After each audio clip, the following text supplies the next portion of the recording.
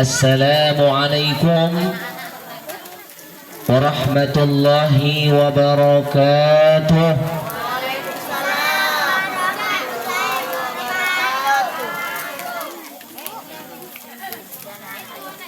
Nahmaduhu wa nusalli wa nusallimu ala rasulihil karim. Allahumma salli wa sallim ala hadzal nabiyil karim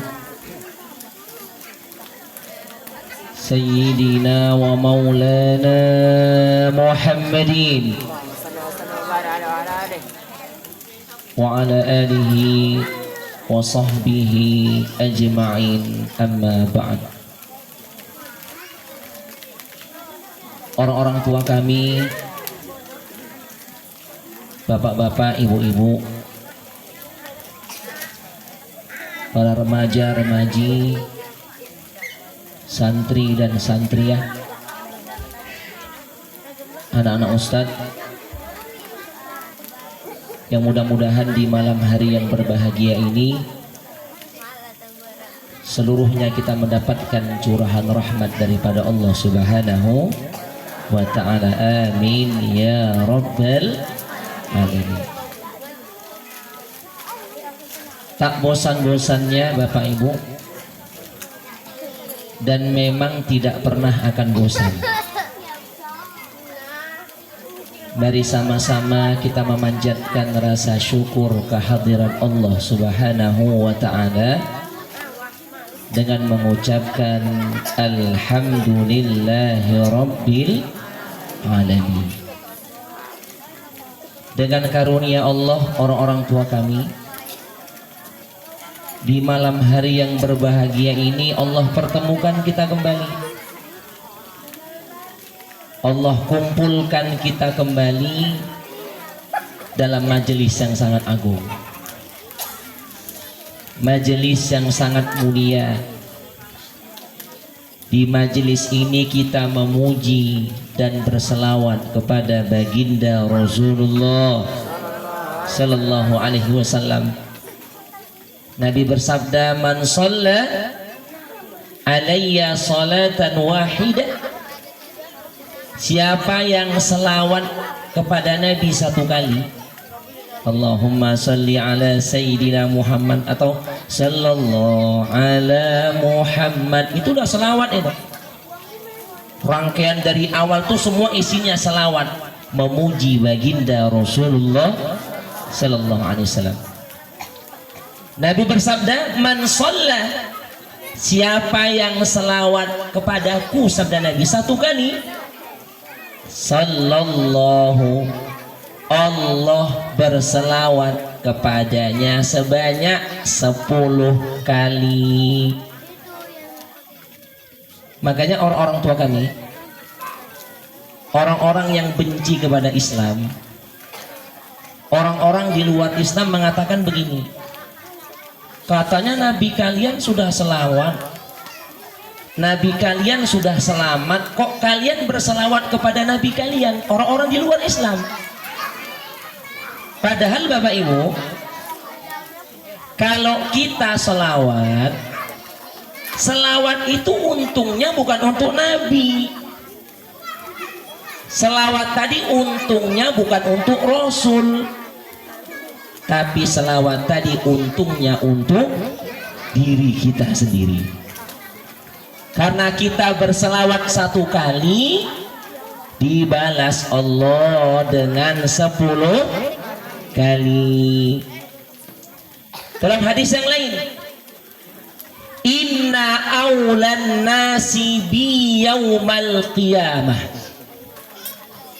orang yang paling mulia di hadapan Rasulullah di hari kiamat, yang paling utama di hadapan Nabi Muhammad di hari kiamat, aktsaruhum alayya salatan, orang yang paling banyak membaca selawat kepada baginda Rasulullah.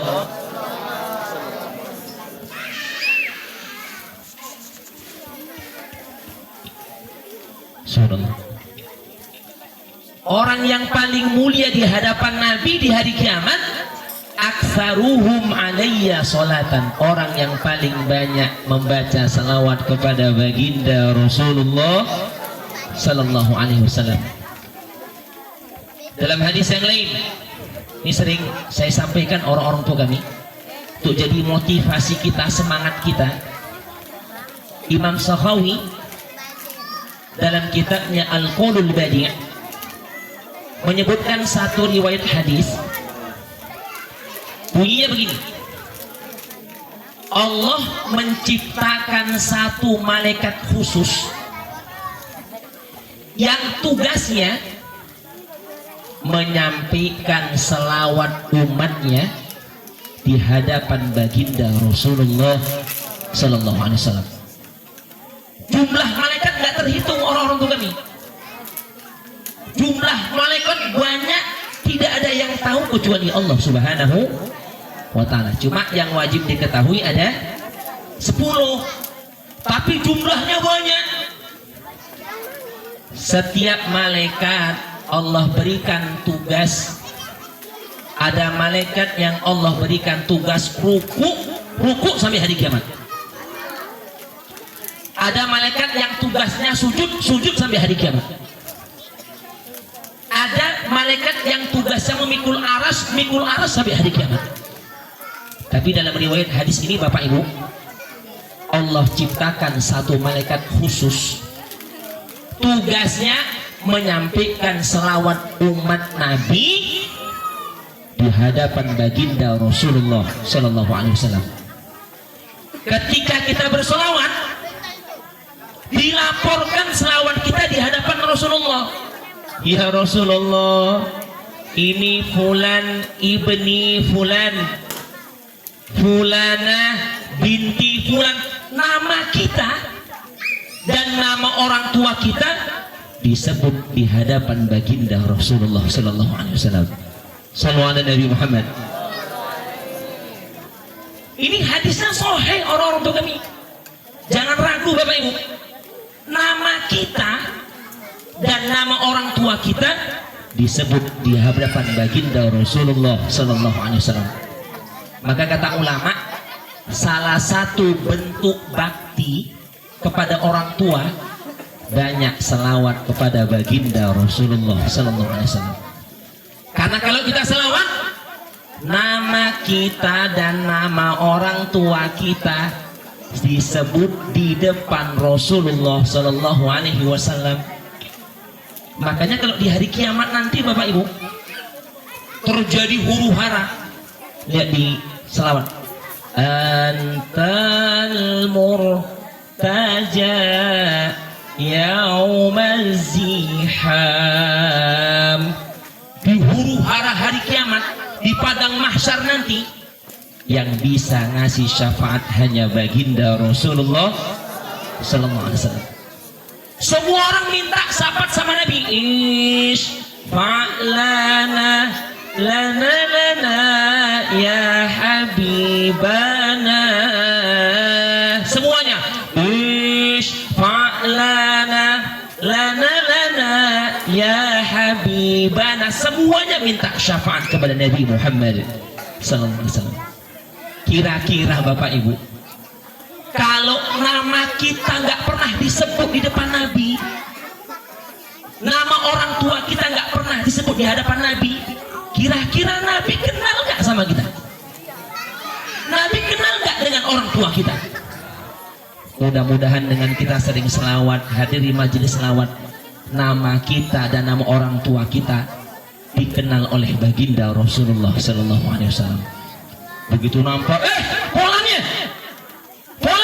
ya aku kenal karena namanya sering disebut di hadapanku. Mudah-mudahan selawat kita diterima oleh Allah Subhanahu wa taala, disampaikan kepada baginda Rasulullah sallallahu alaihi wasallam. Amin ya rabbal alamin. Kemudian di majelis ini Bapak Ibu, selain selawat kita ngaji, sikit-sikit kita belajar tentang hukum fikih, tentang sholat, tentang ibadah, agar ibadah kita betul. Ingat orang-orang tua kami dalam kitab Minhajul Abidin Imam Ghazali mengutip satu hadis begini, al-ilmu imamul amal. Al-ilmu imamul amal. Ilmu itu imamnya amal. Wal amalu tabi'uhu. Amal itu yang mengikut ilmu. Artinya apa? Kalau kita beramal harus menggunakan ilmu. Mudah-mudahan apa yang kita buat di malam hari ini diterima di hadapan Allah Subhanahu wa taala, menjadi bekal kita ketika kita kembali kepada Allah Subhanahu wa taala. Amin ya rabbal alamin. Salawat barangkaikan salam kita hadiahkan ke hari junjungan alam baginda Rasulullah sallallahu alaihi wasallam dengan mengucapkan Allahumma sholli wa sallim wa barik alaih. Mudah-mudahan dengan memperbanyak salawat kepada beliau, menghidupkan sunnah-sunnah beliau, kita akan mendapatkan syafaatnya di yaumil mahsyar kelak. Amin ya rabbal alamin. Sedikit orang-orang kami di malam hari yang berbahagia ini, kita akan membahas Bapak Ibu hukum tayamum. Perhatikan anak-anak sekalian, jangan ribut, dengarkan kembali. Jauh-jauh kita dari rumah, tinggalkan rumah, kemari mau dapat ilmu, mau dapat pahala. Cerita nanti nak, dengarkan kembali. Nah, orang-orang tua kami, salah satu alat bersuci dalam Islam ini, yang pertama adalah air. Jadi kalau kita mau wudu, mau mandi hadas besar, mau istinja, itu alat bersuci pertamanya adalah air. Nah, suatu saat orang-orang tua kami, kita di sebuah tempat air nggak ada, atau air ada kita punya uzur, kita sakit. Di saat itu air bisa diganti dengan debu tanah. Itulah yang disebut dengan tayamum. Maka sering dinasihatkan ulama-ulama kita, Bapak Ibu, sesibuk apapun kita, bagaimanapun kondisi kita, Bapak Ibu, jangan pernah tinggalkan sholat. Ini nasihat ulama-ulama kita. Bagaimanapun keadaan kita, bagaimana situasi dan kondisi kita, jangan pernah tinggalkan sholat. Oh Pak ya Ustadz, ini kami sedang dalam perjalanan, mau berhenti Pak ya. Ada namanya sholat jamak qashar. Oh saya nggak bisa berdiri karena sakit, boleh dengan duduk. Oh saya mau wudhu, air nggak ada, atau saya sakit, kalau pakai air nggak bisa, boleh menggunakan debu tanah. Itulah yang disebut dengan tayamum. Nah, mungkin kita sering dengar atau pernah mengaji, ini sekedar kaji ulang Bapak Ibu, biar nggak salah kaprah dalam tayamumnya. Jadi jangan asal-asalan, ada syarat-syaratnya. Saya bacakan sedikit orang-orang tua kami. Wa syara'itut tayammumi khamsatu asya. Syarat boleh tayamum itu ada 5. Kalau ada 5 persyaratan ini, kita baru boleh tayamum.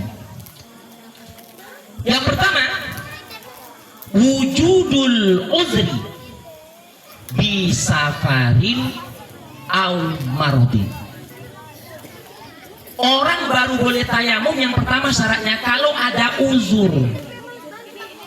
Baik uzurnya itu karena safar, perjalanan jauh. Kita melaksanakan perjalanan Rupanya di tengah jalan air gak ada. Waktu sholat sudah masuk. Kita cari-cari nggak dapat air. Itu namanya uzur.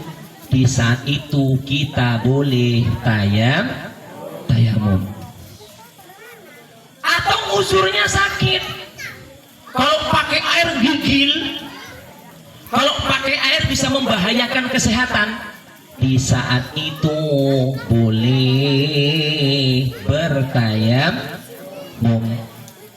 Jadi kalau nggak ada uzurnya, maka nggak boleh tayamum.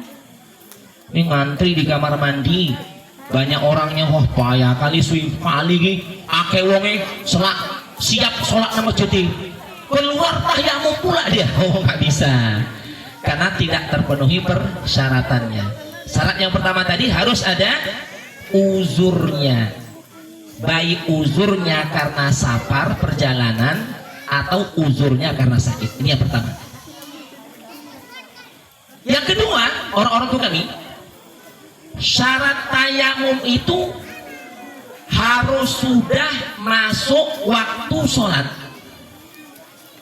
Sudah masuk waktu sholat dulu baru boleh tayamum. Ini perhatikan nih Bapak Ibu, kalau ada saudara kita sakit nggak bisa wudhu, dia pakai tayamum. Syarat tayamum itu orang baru boleh tayamum kalau sudah masuk waktu sholat. Berbeda dengan wudhu. Contoh. Maghrib jam 6:30. Kita wudhu jam 6 boleh? Boleh. Bahkan kita sholat maghrib, setelah maghrib gak batal-batal sampai jumpa waktu isya, wudhu maghrib dipakai sholat isya sah. Wudhu maghrib dipakai sholat isya boleh. Karena kalau wudhu kita boleh sebelum masuk waktunya. Berbeda sama tayamum orang-orang tua kami. Kalau kita mau tayamum harus masuk waktu sholat dulu. Kalau mudahnya azan dulu baru tayamum. Jadi contoh nih, kita mau sholat zuhur, mau tayamum, nggak boleh jam 12 tayamumnya. Tunggu masuk waktu sholat dulu, sudah azan dulu baru boleh tayamum. Hadirin yang mulia, ini sama, mohon maaf, sama seperti orang yang berterus-terusan keluar hadas. Ibu-ibu yang istihadah, mohon maaf, yang terus-terus keluar darah, atau mohon maaf orang yang sakit kencingnya keluar terus, salisil baul bahasa Arabnya, terus-terus keluar kencing. Nah itu Bapak Ibu sama kayak tayamum. Orang yang terus-terus keluar hadas atau najis, maka dia baru boleh wudhu kalau sudah masuk waktu sholat. Jadi kalau orang punya penyakit, ibu-ibu mohon maaf yang istihadah, bagi laki-laki yang sering kena penyakit terus-terusan kencing nggak bisa ditahan, itu kalau mau sholat tunggu masuk waktu dulu. Begitu masuk waktu sudah azan, nah pertama istinja dulu, istinja, dah dibersihkan, dibalut, setelah itu wudhu, setelah wudhu langsung sholat. Ketika sholat keluar najisnya, dimaafkan, sholatnya tetap sah. Makanya orang-orang tua kami jangan sampai jadi alasan karena sakit nggak sholat. Bahaya loh Pak, sakit susah jadi ya nggak sembahyang. Ya Allah, kalau itu sakit kita menjelang wafat gimana ini? Kalau di sakit itu kita wafat bagaimana itu? Di sakit kita nggak sholat, sementara sholat itu termasuk salah satu dosa besar. Berarti kita menghadap Allah dalam keadaan melakukan dosa besar di sisinya Allah Subhanahu wa ta'ala. Ini yang kedua. Kemudian yang ketiga, Bapak Ibu, syaratnya tolabul ma'. Kalau kita safar perjalanan di satu tempat sudah masuk waktu sholat, itu nggak langsung boleh tayamum. Harus ada usaha mencari air dulu. Ada usaha, lihat sana, naik ke atas bukit, lihat ke bawah lereng, lihat di bawah, lihat dulu. Ada usaha untuk mencari air. Nggak boleh masuk waktu sholat lagi langsung tayamum, nggak bisa. Harus ada usaha. Setelah kita usaha nggak dapat air, baru boleh tayamum. Nah, rupanya Bapak Ibu yang dimuliakan Allah, dalam didik istri, didik anak, itu juga yang ditanya Allah itu usaha, bukan hasil. Kalau hasil, jangankan kita, nabi-nabi juga tidak selamat. Nabi Nuh alaihi salam, anaknya tidak beriman kepada Allah. Kanan diciptakan Allah dalam Quran, ya bunayya arkam ma'ana wala takum ma'al kafirin. Ketika banjir datang ini, banjir di zaman Nabi Nuh, anaknya nggak mau ikut naik ke kapal bahteranya Nabi Nuh. Mari dipanggil sama Nabi Nuh, ya bunayya arkam ma'ana, wahai anakku sayang, anakku kanan, mari nak naik. Banjir datang. Apa kata anaknya? Allah ceritakan dalam Quran, qala sa'awi ila jabali ya'simuni minal ma'. Ya Allah, ayah, aku mau naik ke atas gunung, naik ke atas bukit agar nggak kena banjir itu, ayah. Nggak mau. Oh, akhirnya begitu naik ke bukit, naik ke gunung, datang air, tenggelam anaknya Nabi Nuh, matinya tidak beriman kepada Allah Subhanahu wa ta'ala. Nabi Lut istrinya nggak beriman, orang-orang itu kami. Nabi Lut istrinya nggak beriman. Maka ulama-ulama kita mengatakan, yang ditanya Allah itu bukan hasil, yang ditanya Allah itu apa? Usaha. Apa usahamu untuk menjadikan istrimu solehah?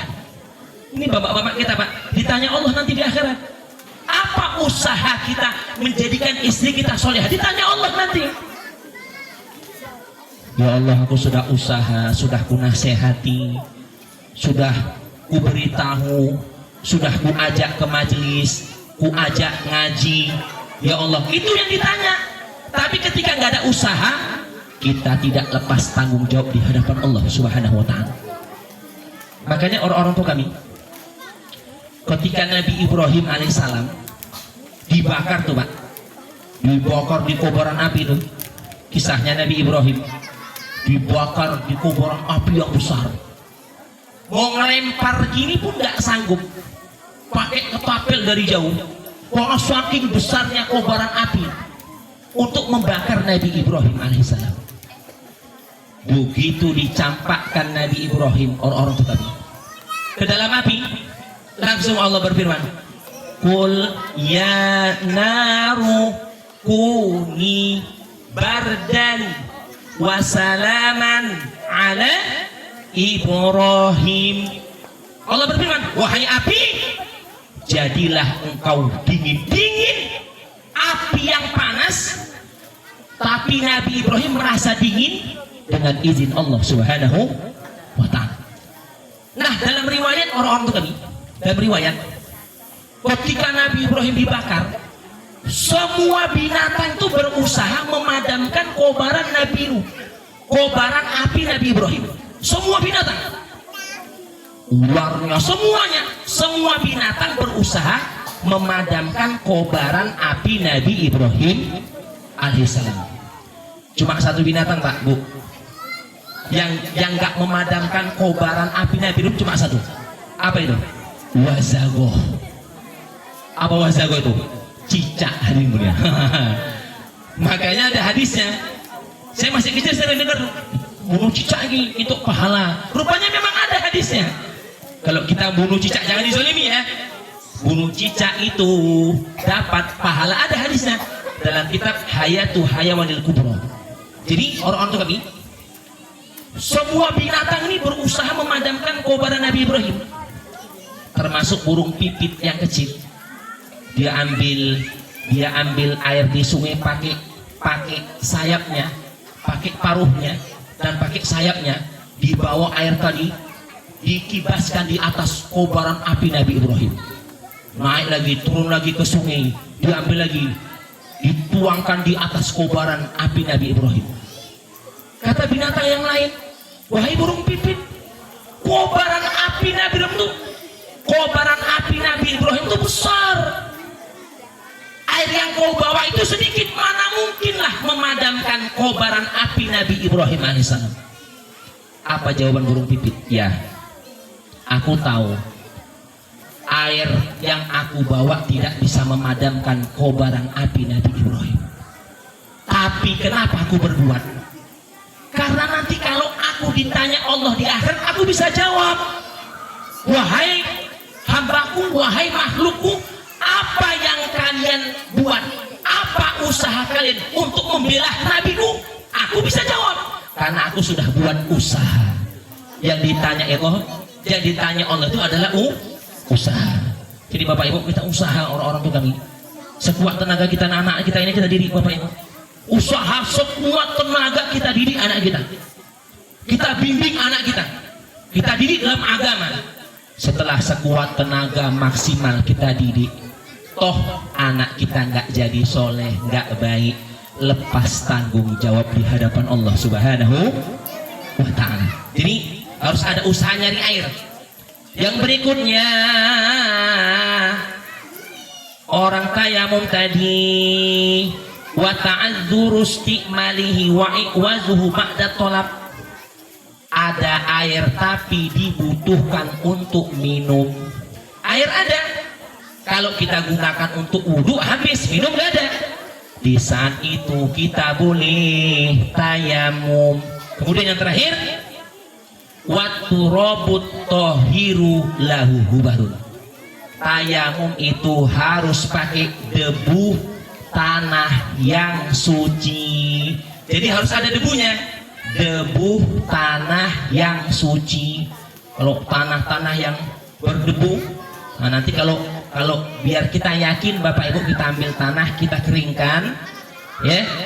Nanti kita tumbuk, kita haluskan, kita ayak, kita simpen, mana tahu perlu nanti bisa digunakan untuk tayamum.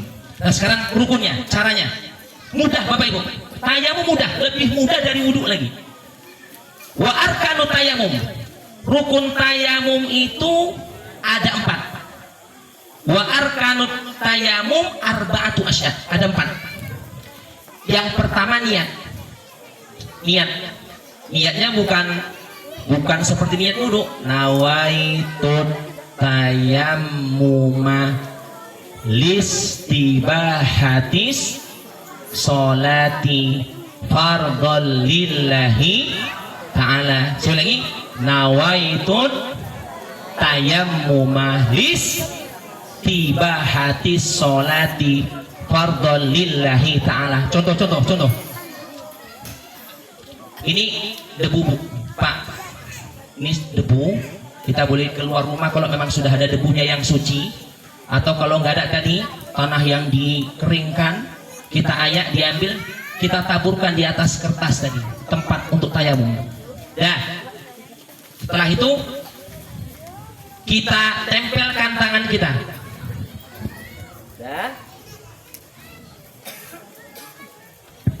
Kita tempelkan Bapak Ibu. Nah, ketika mengangkat debu ini ke wajah, itu lapasnya dulu. Nawaitut tayammuma listibahatis sholati fardhon lillahi ta'ala.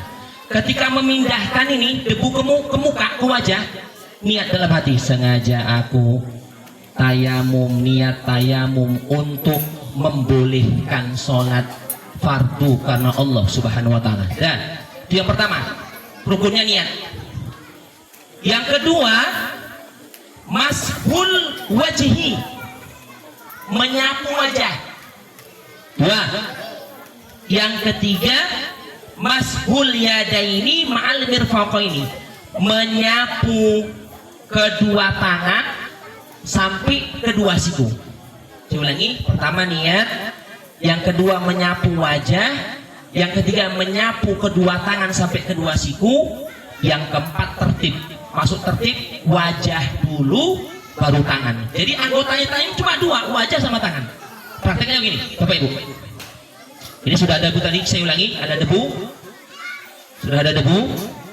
Nah, kita tempelkan tangan kita, baca nawaitu tayammuma listibahati sholati fardhon lillahi ta'ala. Sini, pegang.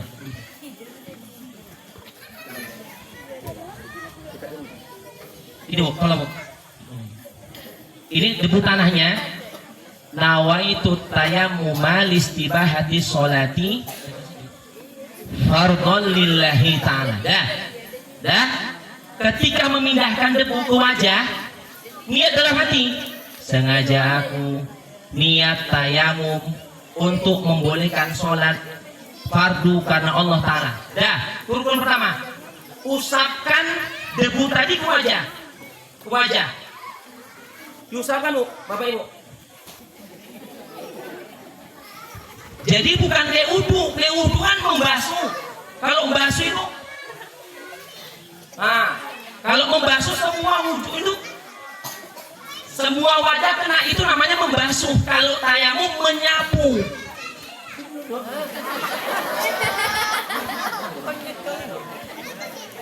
Kalau tayamum itu menyapu, makanya cukup ini.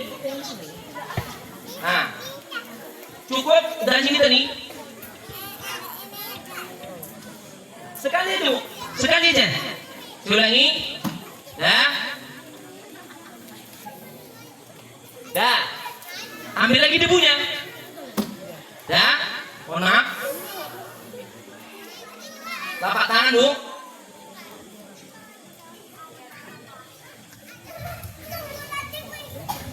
Tangan. Ini debunya. Ambil lagi. Ini untuk bawahnya. Dah. Naik ke atas. Ambil lagi. Untuk sebelah kiri. Sudah sah. Gampang tayamum. Saya ulangi. Wajah.